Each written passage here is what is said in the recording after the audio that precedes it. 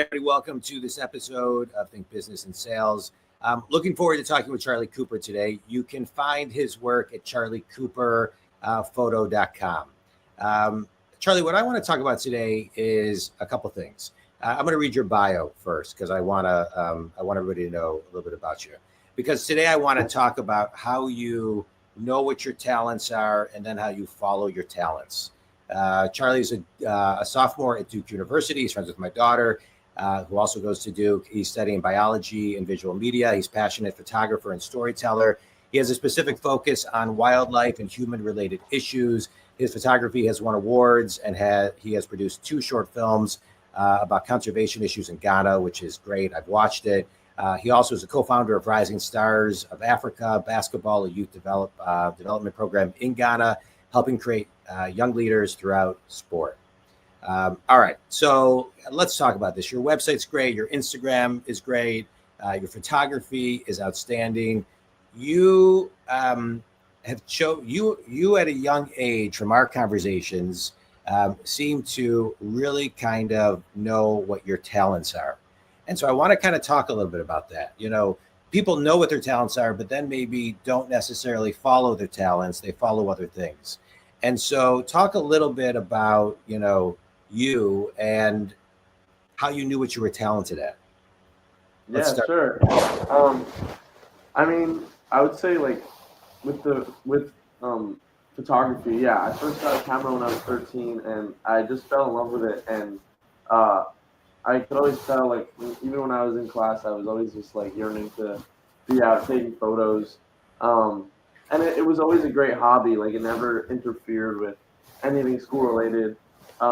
But kind of as I've gotten older and going, into college, and now it's crazy, like thinking about what kind of, life is like after college.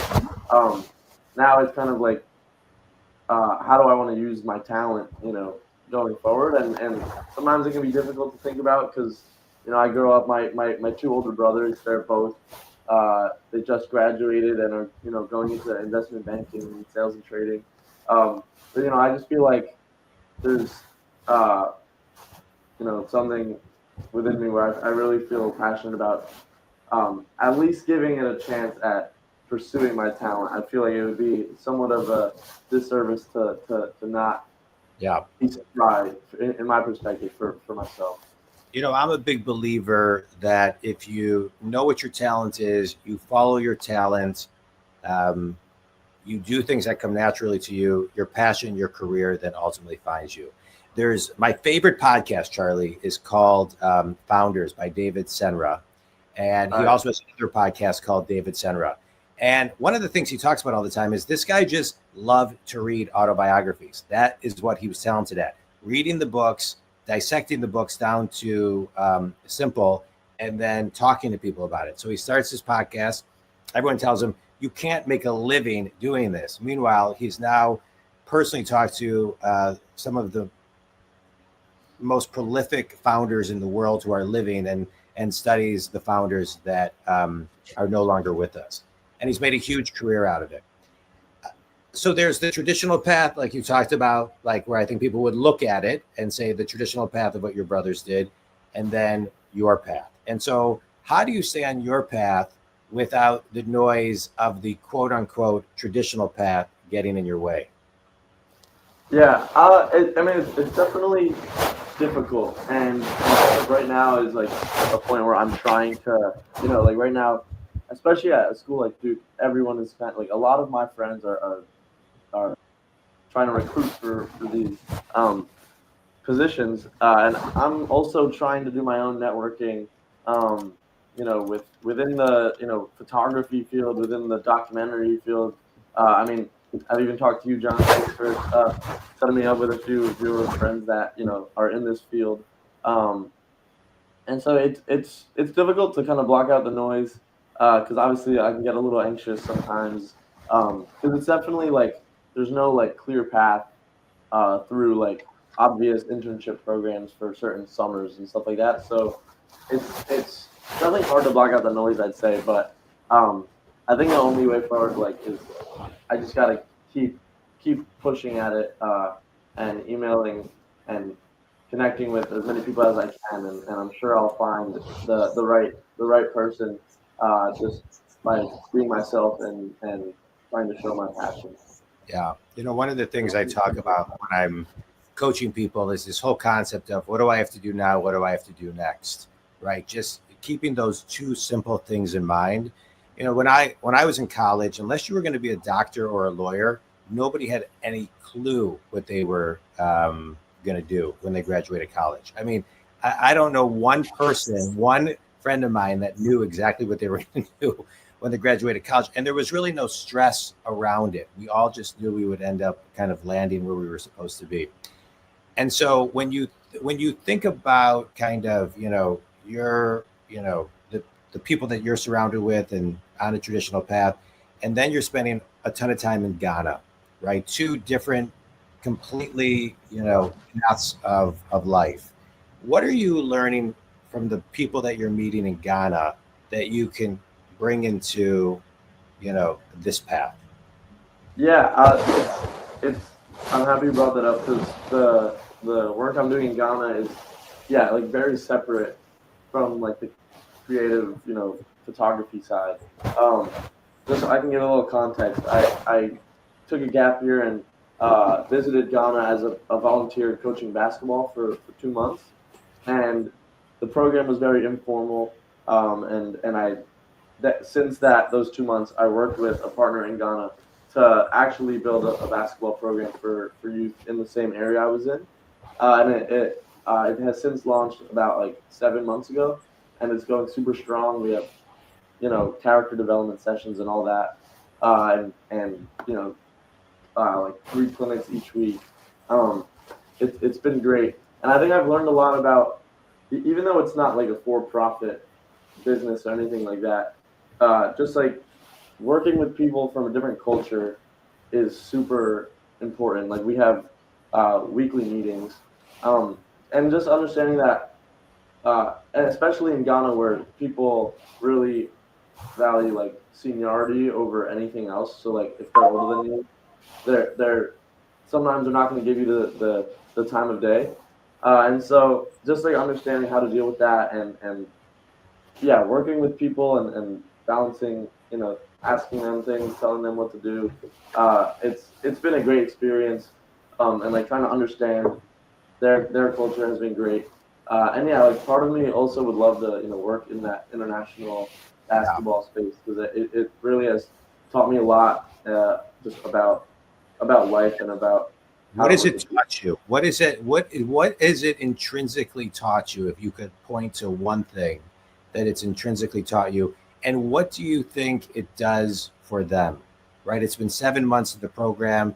You go, you start this program. We're 7 months in. You're still involved. What has it intrinsically done and changed within you, and what do you think it's done for the people in Ghana that you've helped?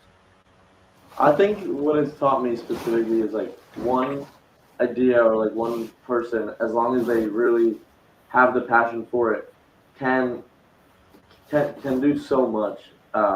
Even obviously everyone needs support, but especially in Africa and in Ghana, like as long as someone comes with an idea and things can even if it moves slow, like things will happen and especially just like I think what it does for them, it's not even about basketball. It's not about like trying to like necessarily find great players. It's really just I thought about like my days as a kid, like recreational sports kind of shaped my life. I played every sport out there as a kid, at least, um, and it just teaches you so much about working as a team and everything.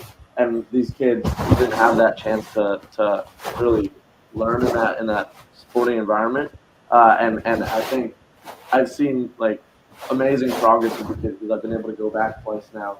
Um, and yeah, I think it's just been super valuable, like understanding, if you things can move forward if you really just uh, if you bring like passion to the idea.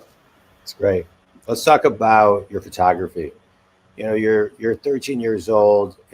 You look through a camera, you find this passion, right? So, what was the first thing you saw through the lens of a camera, where you began to see things differently than you did without the camera in front of your face?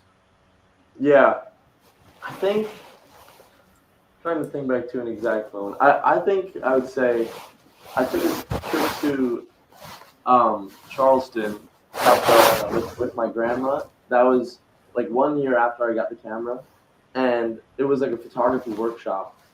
With there was a few other like older people who were like also like learning how to use cameras and stuff like that.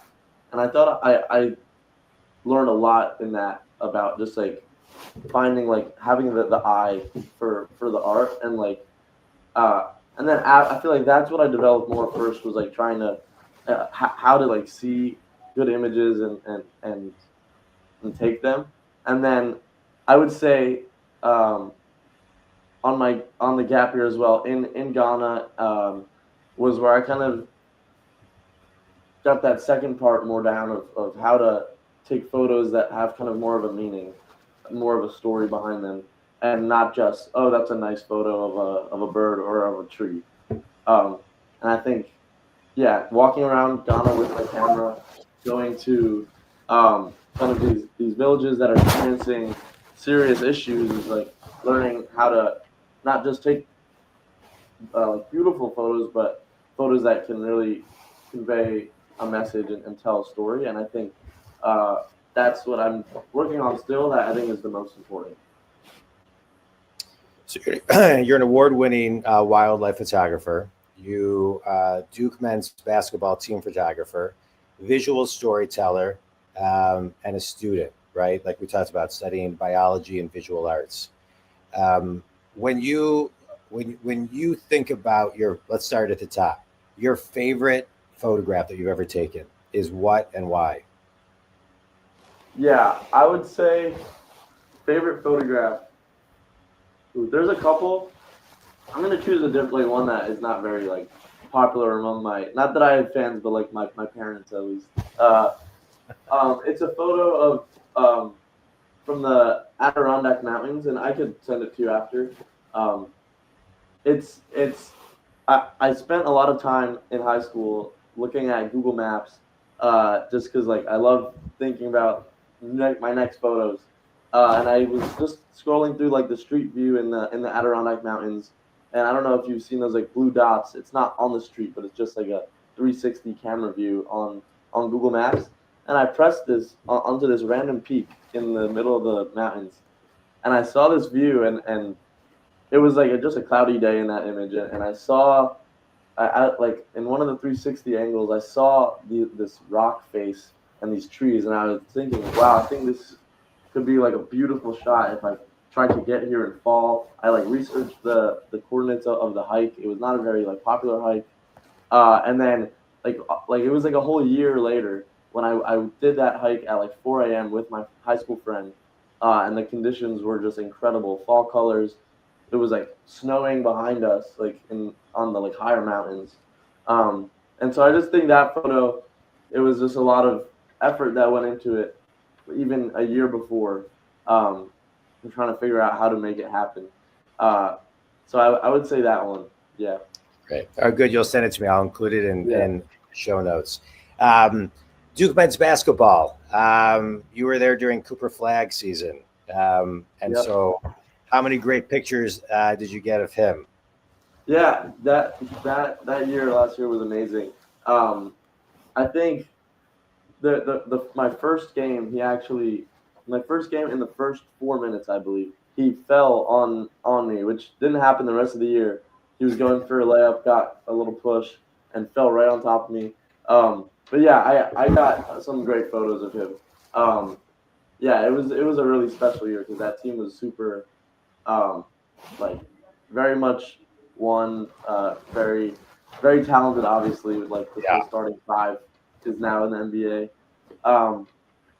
But yeah, it was very special, and also just to be behind the scenes was like doing much of the sports business, but just learning from the brand director was my boss. So yeah, it was just a great experience overall. What did he teach you?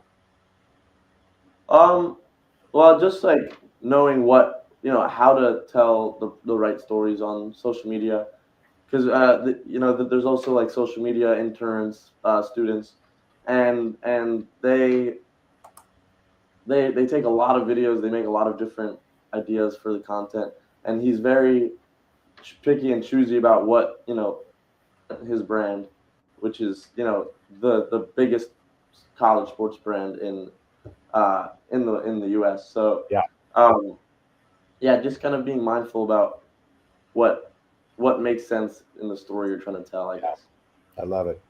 I want to talk about you and your dad for a minute. I spent some time with your dad, Parents Weekend, and he was sharing with me how he travels with you a lot on trips, and to take some of these photographs and hikes, etc. That's special time. Those are special moments Yeah, and special times. Um, Talk a little bit about just the power and the importance of those trips. yeah, it's very special. I don't want my mom to feel bad. I'm sure she'll listen. Like she's just not as adventurous. Yeah, But I'm not. I don't mean to leave your mom out. She's no, it's great all too. good. I at least have to shout her out. Yeah, Yeah, no, those the trips we've done, like mostly, which has been like camping out in the west, um, has been very special, and we kind of haven't been able to do that as recently as things have gotten busier. But yeah, it's just the most valuable time, and it's um, yeah, it just means so much to be able to have my dad like support me so much through all this, um, and have like the confidence in me um, to move forward. But yeah, just thinking back to our trips, like uh, yeah, I have to make sure I'm like grateful for all the times that we've had yeah, um, spent, yeah, one on one, just yeah. in beautiful places. What's one thing your dad's taught you on all these trips? I would say, I would say what he's taught me, other than I wouldn't say like from the trips necessarily, but just as I've been going through the Rising Stars basketball and trying to network and stuff, is just making sure I'm always putting my best foot forward before every person I talk to, because you never know like what person is going to be the one who really sees the value in myself, and so making sure I give everyone the same effort and passion I would, um, yeah, because you just never know who's going to be able to open a door for you or be a great Yeah, person to know. it's great. And your mom, we don't want to leave her out. One piece of good guidance from your mom. From my mom, mm, I would say she's very much she helps me a lot with making sure I'm making no grammar issues on any emails, any messages, because that's been an issue where I always write it and then I'm realizing or she realizes because I need to get better at my editing skills. She realizes uh, that Well, yeah, yeah. Well, you're talking to someone who is a horrible speller, has the grammar of a 2-year-old, um, and with ChatGPT today, it can help you out a lot too. yeah, On top of your mom, on top of your mom. Yeah. Well, that's great. That's great. All right. So my last question is this: if you were to teach a college class today, what would it be? And what would be the one takeaway that you'd want people getting from your class? yeah. I would say I would think I would want to do something about something to do with Rising Stars in Ghana. Like not obviously wouldn't be about that program, but just like how to how I think maybe like how to make the most of an experience in an international context in like not necessarily Europe but I would say like in like Africa or like a or like South America, if you're living in a place like that for months at a time, how to make the most of the experience, because I think that's something that I did a great job of and it has really like changed my life because I have now friends in Ghana that I talk to every day. other people who have traveled to Ghana, like specifically on a different program, who ended up hating it just because it wasn't necessarily their fault, but just that they weren't allowed to kind of be free with themselves. And I think that's what I would teach about, how to make the most of that experience. Good. Yeah. Well, I think you should teach it regardless if you get the professor position. There's so many ways online. I think, today everything is about the experience, and you're looking at things in a real multidimensional way internationally and things of that nature. But somebody could take what you're teaching and do something in their community, in their backyard, getting people kind of out of their comfort zone. Charlie, I'm so impressed with you. I have been since I met you when we were visiting Aria. Your work is spectacular. Your alignment with your talents and following the talent and what comes naturally to you, and I have no doubt that talent will lead to something unbelievable. My 2 cents: stay on your path. The road less traveled has great opportunity when you're in fulfillment, in alignment, in your talent, and what comes naturally to you. So kudos to you. Tell everybody where they can see your photography, learn more about you, and or give you a summer internship this summer and what you're looking for. Like I should just say my website and my email and stuff like that. Sure. Yeah, charliecooperphoto.com is my photography website. And my email is charliercooper12@gmail.com. It's a little not an easy one, but it's all right. Yeah. And what do you look and internship? You looking for an internship this summer?